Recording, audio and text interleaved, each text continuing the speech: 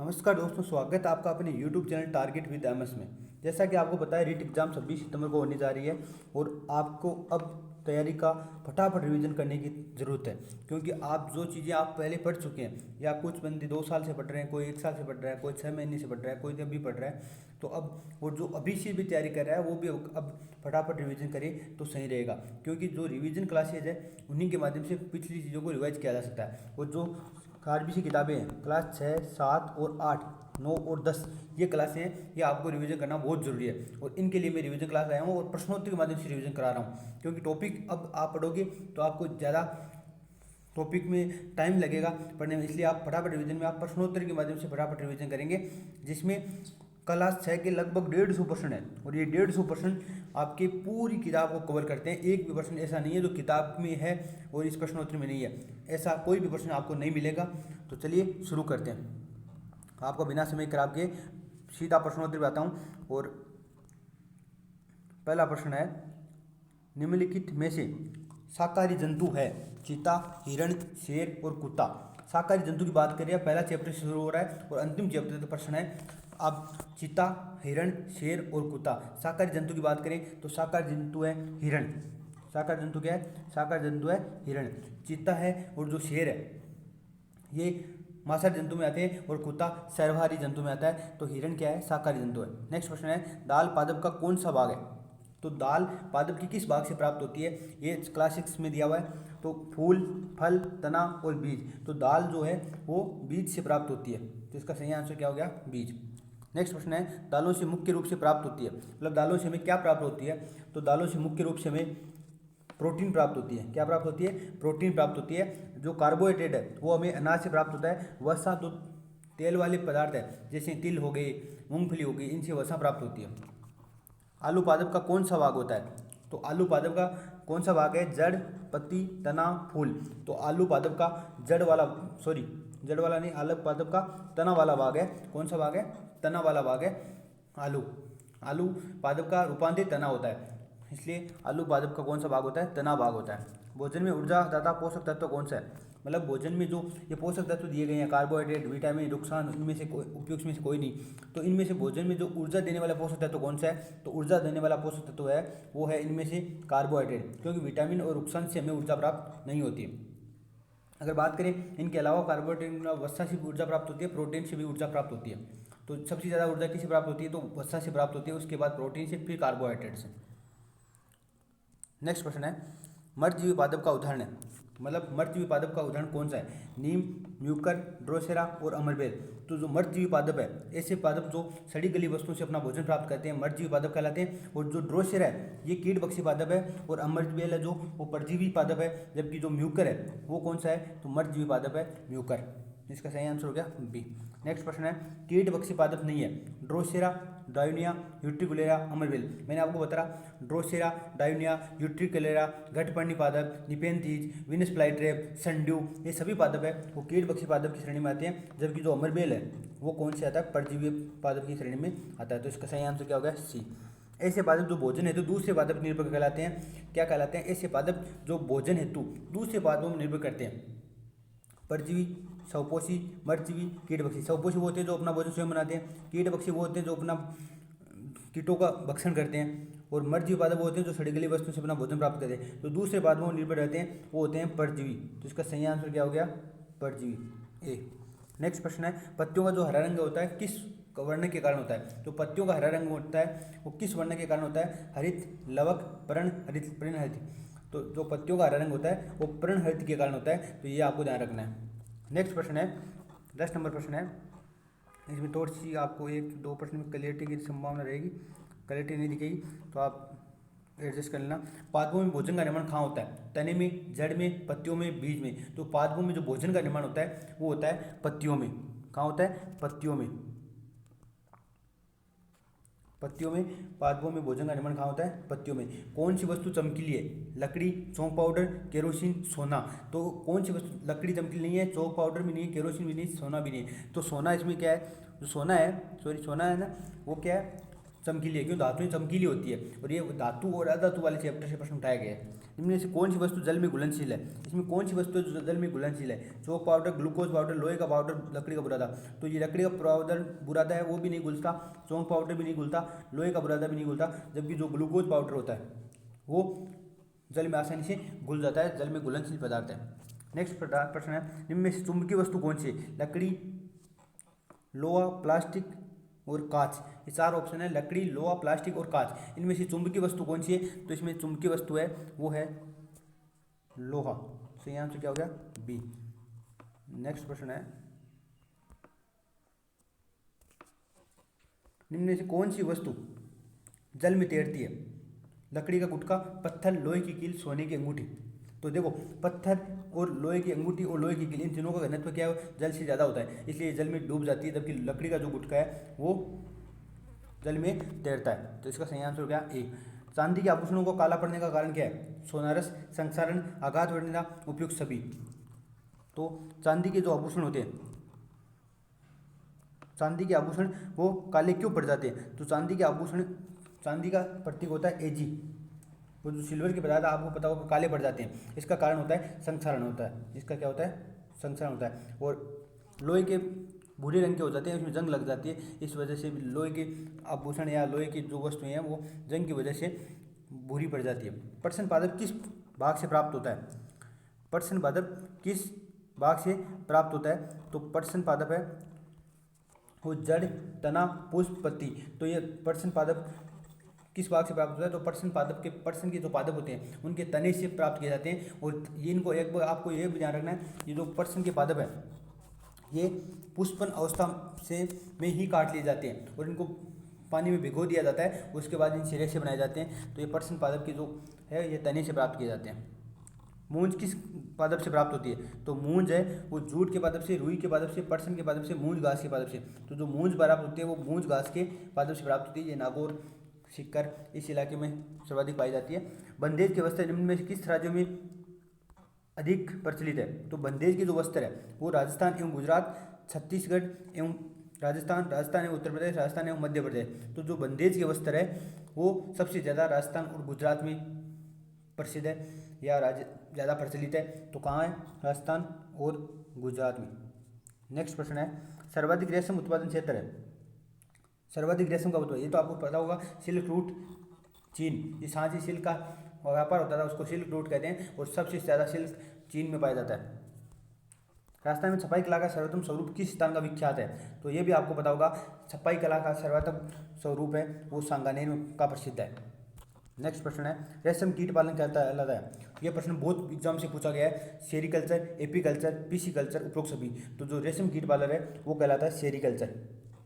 Next प्रश्न है, रेशम कीट पालन किस पादप पर किया जाता है? तो रेशम कीट पालन है वो शहतूत पर, शीशम पर, खेजड़ी पर, उपरोक्त सभी पर। तो रेशम कीट पालन है वो शहतूत पर किया जाता है और इसको बोलते हैं सेरिकल्चर बोलते हैं इस तकनीक को। रुई को बिनोले से हटाने की प्रक्रिया को कहते हैं? रुई को बीज से हटाने की प्रक्रिया को क्या कहते हैं? तो इसके चार ऑप्शन है, कताई, बुनाई, ओटना और खींचना। तो इसका सही आंसर है सी, ओटना। प्राकृतिक तंतु का उदाहरण है, मतलब जो प्राकृतिक तंतु है उनका उदाहरण क्या है? तो रेयोन, नायलॉन, डेक्रोन। तो जो रेयोन, नायलॉन, डेक्रोन है ये तीनों कृत्रिम है, जबकि जो रुई है, जो रुई है वो क्या होती है? प्राकृतिक तंतु का उदाहरण है। यहाँ ऑप्शन है रुई लिखा हुआ है, तो आप देख लेना। जानते हो तंतु का उदाहरण नहीं है, कपास, नायलॉन, ऊन और पटसन जो जंतु तंतु है उनका उदाहरण है। तो इनमें कौन सा पूछा आपको? तो कपास, ऊन, नायलॉन और पटसन। जो कपास है वो पादपों से प्राप्त होती है, नायलॉन जो कि रेशम है जो को प्राकृतिक कृत्रिम रेशा है, पटसन पादपों से प्राप्त होती है, तभी ऊन है वो जंतु रेशा है जो कि भेड़, बकरी, इसके अलावा एस्किमो, लामा वगैरह इनसे भी प्राप्त, याक से भी प्राप्त की जाती है। रेशम कीट का जो वैज्ञानिक नाम है, तो रेशम कीट कई प्रजातियाँ होती है, उसमें से जो सबसे ज़्यादा रेशम जो कीट का उत्पादन करती है वो बॉम्बिकस मोराई होती है, जो रेशम कीट का वैज्ञानिक नाम है। यह भी आपको ध्यान रखना है। गैसीय अवस्था में होता है, गैसीय अवस्था में निश्चित आकार होता है, निश्चित आयतन होता है, भार निश्चित होता है, आकार व आयतन दोनों अनिश्चित होते हैं। तो गैसीय अवस्था में ना तो आकार निश्चित होता ना आयतन निश्चित होता है, इसका मतलब दोनों ही अनिश्चित होते हैं। तो इसका सही आंसर हो गया डी। नेक्स्ट प्रश्न है, परमाणु के बाह्य भाग में मुख्य कण है। परमाणु की जो बाह्य भाग, परमाणु के दो भाग होते हैं, एक भाग होता है नाभिक और एक भाग होता है बाह्य भाग। नाभिक में प्रोटॉन और न्यूट्रॉन पाए जाते हैं जिनका सम्मिलित योग न्यूक्लियन कहलाता है, जबकि बाह्य भाग में इलेक्ट्रॉन होते हैं। तो क्या होते हैं? इलेक्ट्रॉन होते हैं। सही आंसर क्या हो गया? डी। एक ही प्रकार के परमाणु से बना पदार्थ होता है यौगिक, तत्व, मिश्रण और मिश्र धातु। तो एक ही पदार्थ के परमाणु से बना पदार्थ क्या कहलाता है? तो ये कहलाता है तत्व कहलाता है। मतलब जिसमें सभी परमाणु एक ही हो, वह मतलब जितने भी परमाणु पाए जा रहे हैं कोई तत्व में, वो सभी परमाणु सेम होते हैं, इसलिए वो तत्व कहलाता है। जैसे कैल्शियम, आप बात करें कैल्शियम की बात करें तो इसमें कैल्शियम की जो जितने भी तत्व है, परमाणु है, तत्वों में कैल्शियम तत्व में जितने भी परमाणु हैं वो एक कैल्शियम के ही है, तो इसलिए सभी परमाणु सेम है। शक्कर, नमक, कांच और प्लास्टिक पदार्थ कहलाते हैं। शक्कर, नमक, कांच और प्लास्टिक पदार्थ क्या कहलाते हैं? तो तत्व है, यौगिक, मिश्रण, ये सभी। तो जो शक्कर है, चीनी है, नमक है, कांच है, प्लास्टिक पदार्थ है, इनमें कुछ ना कुछ वस्तुओं का योग करके बनाए गए हैं और ये एक निश्चित अनुपात में, यौगिक क्या होते हैं? जो निश्चित अनुपात में मिश्रित किए जाते हैं। जबकि मिश्रण क्या है? बालू रेत है, मान लो वायुमंडल है, अपना शरबत है, इसमें क्या होता है? एक कोई निश्चित अनुपात नहीं होता मिश्रण में, जबकि यौगिकों में एक निश्चित अनुपात होता है, इसलिए जिस निश्चित अनुपात के द्वारा बनाए जाते हैं वो कहलाते हैं यौगिक कहलाते हैं। तो इसका सही आंसर हो गया बी। नेक्स्ट प्रश्न है, परमाणु के धनावेशित कणों को क्या कहते हैं? परमाणु की जो धनावेशित कण है उनको क्या कहते हैं? तो परमाणु के धनावेशित कणों को प्रोटॉन कहते हैं। क्या कहते हैं? प्रोटॉन कहते हैं। जबकि न्यूट्रॉन उदासीन होते हैं, इलेक्ट्रॉन ऋणावेशित होते हैं, ये भी आपको ध्यान रखना है। ये ऐसे पदार्थ जिनकी आकृति व आयतन निश्चित होते हैं, आकृति भी निश्चित होती है और आयतन भी निश्चित होती है, वो केस क्या होते हैं? वो होते हैं ठोस। और जबकि द्रव होते हैं, इनकी आकृति तो अनिश्चित होती है जबकि आयतन निश्चित होता है, और गैसों का दोनों ही अनिश्चित होते हैं। ऐसे पदार्थ जिनकी आकृति व आयतन निश्चित नहीं होते हैं कहलाते हैं, तो ये कहलाते हैं गैस। मतलब दोनों ही अनिश्चित है, क्या कहलाएंगे? गैस। पदार्थ की चौथी अवस्था कौन सी है? तो पदार्थ की चौथी अवस्था है वो है प्लाज्मा, ये भी आपको ध्यान रखना है। सजीव एवं निर्जीव के बीच की योजकड़ी, यह सजीव वाला चैप्टर आ गया है, बायोलॉजी शुरू हो गई है, अभी केमिस्ट्री चल रही थी, अब बायोलॉजी शुरू है। और इस बायोलॉजी में आपको थोड़ा सा ध्यान से पढ़ना है। सजीवों और निर्जीवों के बीच की जो योजक कड़ी है वो क्या कहलाती है? ये वो कहलाती है विषाणु। क्या कहलाती है? वायरस। वायरस है होता है वो अविकल्पी परजीवी होता है, ये भी आपको ध्यान रखना है। एक आपको ये टर्म बता रहा हूँ, ये टर्म ध्यान रखना, एग्जाम में आने वाली है। अविकल्पी परजीवी मतलब एक वायरस जिस परजीवी में विकास कर रहा है वो दूसरे में नहीं कर सकता, मतलब उसके पास कोई विकल्प नहीं होता, दूसरा विकल्प नहीं कि भाई इसमें भी कर लिया, इसमें भी कर लिया, मतलब एक में ही कर सकता है, इसलिए इसे अविकल्पी परजीवी कहा गया। सजीवों की प्रजातियों के अस्तित्व को बनाए रखने के लिए आवश्यक है, मतलब प्रजातियों का अस्तित्व बनाए रखना है, तो इसके लिए श्वसन आवश्यक है, प्रजनन आवश्यक है, गति आवश्यक है, वृद्धि आवश्यक है। तो सजीवों का अगर सजीवों की प्रजातियों का अस्तित्व बनाए रखना है तो इसके लिए आवश्यक है जनन। क्या आवश्यक है? जनन या प्रजनन। सही आंसर क्या हो गया? बी। नेक्स्ट प्रश्न है, पादपों को सूर्य के प्रकाश की तरफ मुड़ना क्या कहलाता है? अतिवृद्धि, गति, श्वसन और जनन। तो पादप सूर्य की तरफ मुड़ रहे हैं तो यह उसके कहलाती है गति कहलाती है, पादपों की गति कहते हैं इसे। जैसे सूरजमुखी के पौधे की, सूरजमुखी का पौधा पादप की तरह सूर्य की प्रकाश की तरफ मुड़ जाता है, इसे बोलते हैं गति। पुष्पों को खिलना व बंद होना पादपों का लक्षण है। श्वसन करते हैं तभी खिलते हैं, जनन के लिए, वृद्धि के लिए, गति के लिए। तो ये पुष्पों का खिलना व बंद होना भी गति का उदाहरण है। इनमें से पौधों के अपशिष्ट पदार्थ कौन सा है? तो पौधों का अपशिष्ट पदार्थ है फूल, पत्तियां, ये नहीं है। जो गोंद है वो एक पौधे का अपशिष्ट पदार्थ है या उत्सर्जित पदार्थ है। उत्सर्जित पदार्थ होता है गोंद, जो शरीर से बाहर निकाल दिया जाता है और हम इसका यूज करते हैं। पादप श्वसन प्रक्रिया में कौन सी गैस लेते हैं? ये बहुत सा कॉमन सा प्रश्न है और छोटी क्लासों में बहुत बार हमको पूछा गया, और आज भी अधिकांश विद्यार्थी जो मान लो जैसे जो कोई कंपटीशन की तैयारी नहीं कर रहे हैं या जो नॉर्मल एग्जाम्स की तैयारी करें, उनके लिए ये प्रश्न गलत होता है कि पादप श्वसन प्रक्रिया में कौन सी गैस लेते हैं? तो पादप श्वसन प्रक्रिया में ऑक्सीजन गैस लेते हैं, CO2 गैस नहीं लेते हैं। जरायु जंतु कहलाते हैं अंडे देने वाले, बच्चे पैदा करने वाले। तो जो अंडे देने वाले हैं वो अंडज कहलाते हैं, जबकि बच्चे पैदा करने वाले जरायुज कहलाते हैं। तो इसका सही आंसर क्या हो गया? बी। नेक्स्ट प्रश्न है, अंडज अंडे देने वाले, अंडज कहलाते हैं अंडे देने वाले। इसका सही आंसर हो गया ए। इनमें से अंडज है सर्प, शुतुरमुर्ग, मुर्गी, ये सभी। तो इसमें जो सर्प है वो भी अंडे देता है, मुर्गी भी अंडे देती है, शुतुरमुर्ग भी अंडा देता है। शुतुरमुर्ग का अंडा भी सबसे बड़ा अंडा होता है, शुतुरमुर्ग का अंडा सबसे बड़ी कोशिका है, शुतुरमुर्ग का अंडा। तो ये सभी क्या है, अंडज है। केस्कोग्राफ संवेदी यंत्र को काम में लिया जाता है। केस्कोग्राफ संवेदी यंत्र को काम में लिया जाता है पादपों में पुष्प जांचने के लिए, अंकुरन देखने के लिए, ये सभी। तो पादप में वृद्धि को मापने के लिए केस्कोग्राफ संवेदी यंत्र को काम में लिया जाता है, तो पादप में वृद्धि को मापने के लिए। केस्कोग्राफ यंत्र का आविष्कार किसने किया? तो केस्कोग्राफ यंत्र का आविष्कार किसने किया? जे.सी. बोस, आर. लेनी, एस.सी. बोस, कोई नहीं। तो केस्कोग्राफ यंत्र का आविष्कार जे.सी. बोस ने किया, जगदीश चंद्र बोस ने केस्कोग्राफ यंत्र का आविष्कार किया। जो आर. लेनी है, इन्होंने स्टेथोस्कोप का आविष्कार किया था। स्टेथोस्कोप का आविष्कार किसने किया? तो आर. लेनी ने स्टेथोस्कोप का आविष्कार किया। सजीवों की सबसे छोटी इकाई कौन सी है? सजीवों की सबसे छोटी इकाई होती है, वो होती है कोशिका। ये सबको पता है, नॉर्मल प्रश्न है। कोशिका की खोज किसने की? तो कोशिका की खोज करने वाले थे रॉबर्ट हुक, जो किसी ने मृत कोशिका की खोज की थी, जबकि जीवित कोशिका की खोज करने वाले थे ल्यूएन हुक। सजीव की संरचनात्मक एवं क्रियात्मक इकाई किसे कहते हैं? तो सजीव की संरचनात्मक एवं क्रियात्मक इकाई कहते हैं, वो कहते हैं कोशिका को। किसको कहते हैं? कोशिका को। नेक्स्ट प्रश्न है, जंतु कोशिका में नहीं पाया जाता, ये आपको बताना है। लाइसोसोम, माइटोकॉन्ड्रिया, केंद्रक और प्लास्टिड। जो जंतु कोशिका होती है उनमें प्लास्टिड नहीं पाया जाता। क्या नहीं पाया जाता? प्लास्टिड। क्योंकि जंतु कोशिकाएं अपना भोजन स्वयं नहीं बनाती है, ये केवल पादप में पाया जाता है, इसी कारण ये पादप अपना भोजन स्वयं बना लेते हैं, इसलिए प्लास्टिड जंतु कोशिका में नहीं पाया जाता। नेक्स्ट प्रश्न है, वाइट ऑफ कुर्सीबेरी, सॉरी आगे यहाँ पे 51 नंबर प्रश्न है 51। समान कोशिकाओं का समूह है जो विशिष्ट कार्य करता है, कहलाता है। समान कोशिकाओं का समूह है जो विशिष्ट कार्य करता है, क्या कहलाता है? अंग, तंत्र, उत्तक और कोशिका। जो समान कोशिकाओं का समूह है जो विशिष्ट कार्य करता है, वो कहलाता है अंग, कहलाता उत्तक कहलाता है। क्या कहलाता है? उत्तक कहलाता है। देखो, कोशिका मिलकर उत्तक बनाती है, और उत्तक मिलकर अंग बनाते हैं, और अंग मिलकर तंत्र बनाते हैं, और तंत्र मिलकर हमारा पूरा शरीर बना देते हैं। तो जो समान कोशिकाओं का समूह, मतलब जिसमें समान समान कोशिकाएं हो, और ऐसी कोशिकाओं का समूह क्या कहलाता है? उत्तक कहलाता है। क्या कहलाता है? उत्तक कहलाता है। लाइसोसोम को कहा जाता है शक्तिग्रह, श्वसनांग, आत्मथैली अंग।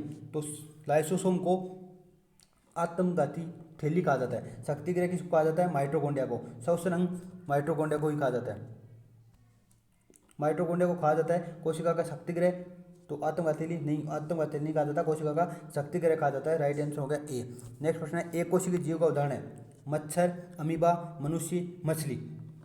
तो जो एक कोशिकीय जीव है उसका उदाहरण कौन सा है? तो मच्छर, अमीबा, मनुष्य और मछली। एक कोशिकीय जीव में अमीबा, यूग्लिना, पैरामीशियम आते हैं, ये भी आपको ध्यान रखना है। सर्वप्रथम प्रोटीन संश्लेषण में न्यूक्लियोटाइड की भूमिका को किस वैज्ञानिक ने समझाया? तो प्रोटीन संश्लेषण की जो न्यूक्लियोटाइड की भूमिका है, जो आनुवंशिकता पर जो कार्य किया था, वो थे डॉक्टर हरगोविंद खुराना। पूरा प्रश्न आपको नहीं दिखाई दे रहा,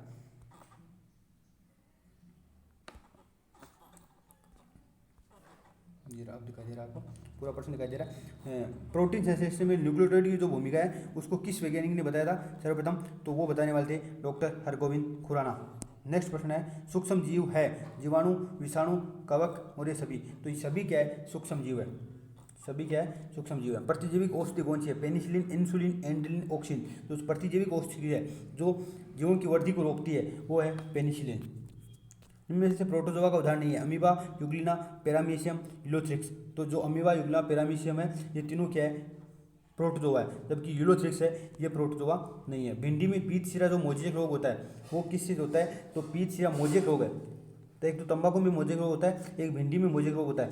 तो ये तंबाकू टोबैको मोजेक वायरस होता है, और भिंडी में पीत शिरा मोजेक रोग है, ये भी वायरस जनित रोग है। ये दोनों योग है, ध्यान रखना, मोजेक नाम आ जाए वो वायरस जनित रोग करना है। टोबैको मोजेक वायरस, ये आ गया, देखो नेक्स्ट प्रश्न। टोबैको मोजेक वायरस तंबाकू में होता है, कौन सी में होता है? तंबाकू में होता है, और ये तंबाकू में वायरस द्वारा होने वाला रोग है। गेहूं में पक्षिनिया रोग है, गेहूं में जो रोग होता है वो किसके द्वारा होता है? कवक द्वारा, वायरस द्वारा, शैवाल द्वारा, जीवाणु द्वारा, जिसे पक्षिनिया रोग, जिसे काला कीट रोग भी कहते हैं, ये भी किसके द्वारा होता है? कवक के द्वारा होता है। एक होता है बाजरे में जोगन रोग, वो भी किसके द्वारा होता है? कवक के द्वारा होता है। वायुमंडल नाइट्रोजन को नाइट्रेट में कौन से जीवाणु बदलते हैं? देखो, वायुमंडल में नाइट्रोजन को नाइट्रेट, ऐसा प्रश्न आ सकता है नाइट्रोजन नाइट्रेट में कौन से जीवाणु बदलते हैं, या ऐसा प्रश्न आ सकता है नाइट्रिक आयरन जीवाणु कौन से हैं? तो वो होते हैं राइजोबियम होते हैं। लैक्टोबैसिलस है, वो दूध को दही में बदलते हैं। जो इकोलाई है वो मानव की आंत में पाया जाता है। बैंगन में लघुपन और तिल का फिल्लोडी नामक रोग किससे होता है? तो ये होता है पीपीएलओ से। किससे होता है? पीपीएलओ से होता है, माइक्रोप्लाज्मा से होता है। किससे होता है? माइक्रोप्लाज्मा से होता है। बैंगन का लघुपन और तिल का फिल्लोडी नामक रोग है वो माइक्रोप्लाज्मा से होते हैं। और जिसे जिसका पी जिसे पादप जगत का जोकर भी कहते हैं, पीपीएलओ, पादप जगत का जोकर, पादप जगत का बहुरूपिया भी कहते हैं। इसका पूरा नाम होता है प्लोरोपिनिमोनिया लाइक ऑर्गेनिज्म। नेक्स्ट प्रश्न है, व्हाइट ऑफ कुर्सीफेरी रोग कौन सा है? व्हाइट ऑफ कुर्सीफेरी रोग कौन सा है?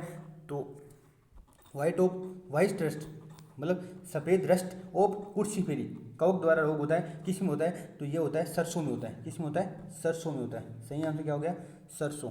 नेक्स्ट प्रश्न है, जो कवक द्वारा होने वाला व्हाइट रस्ट ऑफ कुर्सीफेरी रोग है वो सरसों में होता है। दूध को दही में बदलने वाला जीवाणु कौन सा है? ये प्रश्न रीट में पूछा गया है। लैक्टोबैसिलस जीवाणु, स्पाइरोगायरा, प्रोटोजोआ, ये सभी। तो इसमें से सही आंसर हो गया लैक्टोबैसिलस जीवाणु। एक वर्ष या एक ऋतु में जीवन काल के पादप का उदाहरण है, जो मतलब एक ऋतु तक हो सकती है। तो एक वर्ष या एक ऋतु के जीवन काल का पादप, मक्का, प्याज, नीम, बरगद। जो नीम और बरगद है ये तो आपको पता है, ये तो बहुत सी ऋतुएं, बहुवर्ष वाले पादप है। जबकि जो मक्का है वो एक ऋतु में के जीवन काल का पादप है, मतलब एक ऋतु में समाप्त हो जाता है या एक वर्ष में समाप्त होता है। जबकि जो प्याज है उसको, प्याज और जो लहसुन है इनको द्विवर्षीय पादप में गिने जाते हैं। तो ये आपको ध्यान रखना है। निम्नलिखित में द्विवर्षीय पादप कौन सा है? तो ये हो गया प्याज। देखो गेहूँ, चना, ये सब तो क्या है? दोनों क्या है? एक वर्षीय। जबकि जो गेहूँ, प्याज और लहसुन है ये दोनों क्या है? द्विवर्षीय पादप में आते हैं। और चीड़ है ये बहुवर्षीय पादप है। आकार के आधार पर पौधे कितने प्रकार के होते हैं?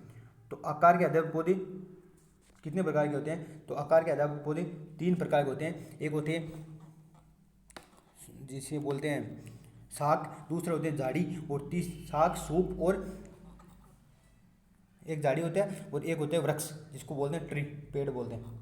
एक तो होता है शाक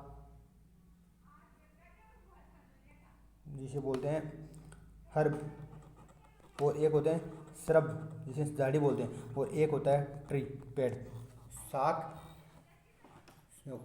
झाड़ी और वृक्ष, ये 3 प्रकार के पौधे होते हैं। निम्न में से जलीय पादप कौन सा है? खेजड़ी, बेर, केर और जलकुंभी। ये तो आप भी बता सकते हैं, जलकुंभी प्रश्न है, ये नॉर्मल सा प्रश्न है। जलकुंभी है वो जलीय पादप की श्रेणी में आता है। पत्ती पादप के तने से किसके द्वारा जुड़ी होती है? पत्ती है वो पादप के तने से किसके द्वारा जुड़ी होती है? तो पर्णशिखाग्र, पर्णफलक द्वारा, पर्णवंत द्वारा, मध्य शिवार्ध द्वारा। तो जो पादप पत्ती है वो पादप के जो तने से जुड़ी हुई होती है उसको बोलते हैं पर्णवृंत। क्या बोलते हैं? पर्णवृंत। और पर्णफलक क्या होता है? जैसे आपको ये कोई तना है, इससे कोई पत्ती जुड़ी हुई है इससे, तो यहाँ जो पर्णफलक तो क्या हो गया? ये पूरा पर्णफलक है। और पर्णवंत क्या हो गया? यहाँ जो जुड़ी हुई है इससे, ये क्या है? पर्णवंत है। और ये इसके बीच में जा रहा है वो मध्य शिरा है। और सबसे लंबा पेड़ कौन सा है? सबसे लंबा पेड़ की बात करें तो वो होता है यूकेलिप्टस, जिसे हम सामान्य भाषा में सफेदा भी कहते हैं। वो यूकेलिप्टस सबसे लंबा पेड़ है। संसार का मोटाई में सबसे बड़ा पेड़ कौन सा है? तो मोटाई में सबसे बड़ा पेड़ है वो जर्मन सेरेमन होता है, सिकोया गैंगड्रम बोलते हैं, इसका पूरा नाम है सिकोया गैंगड्रम, जर्मन सेरेमन बोलते हैं इसे। संसार का मोटाई में सबसे बड़ा पेड़ कौन सा है? German sermon. नेक्स्ट प्रश्न, इसको बोलते हैं सिकोया गिगेंटियम। संसार का सबसे छोटा पुष्पीय पादप कौन सा है? तो संसार का सबसे छोटा पुष्पीय पादप है वो वुल्फिया है। कौन सा है? वुल्फिया।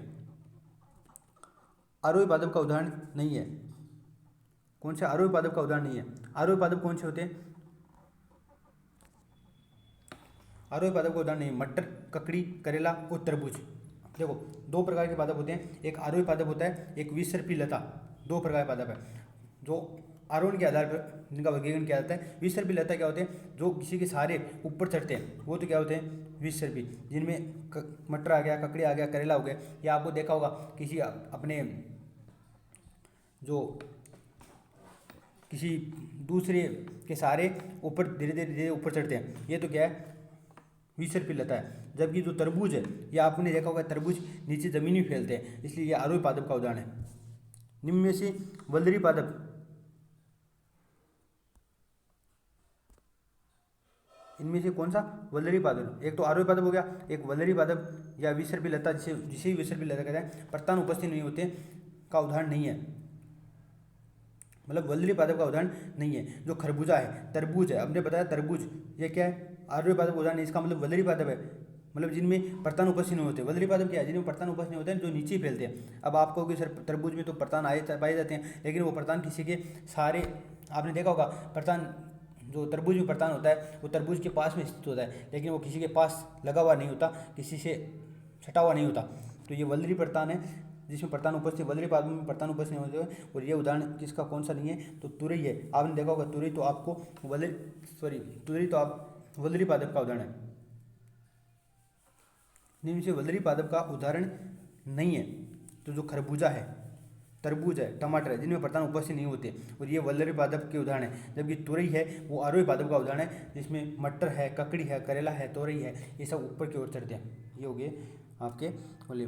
आज काफ़ी टाइम हो गया, 25 मिनट हो गए हैं, तो ये वीडियो काफ़ी बड़ा हो जाएगा। इसमें 75% और है, तो क्लास 6 आपकी कल कंप्लीट करवा दूंगा। और आज के लिए एक बार इतना ही। 75% आप पढ़ लिए, 75 और करा दूंगा। आप 25-25 मिनट की अगर टाइम देते हो तो आपको 6ठी 7ठी 8ठी 9वीं 10वीं की मैं किताबें कंप्लीट करा दूंगा। धन्यवाद। अगर आपको इसकी PDF प्राप्त चाहिए तो आप इसको जो टेलीग्राम ज्वाइन कर सकते हैं, टारगेट विद MS, जो कि मैं नीचे डिस्क्रिप्शन में लिंक दे दूँगा। धन्यवाद।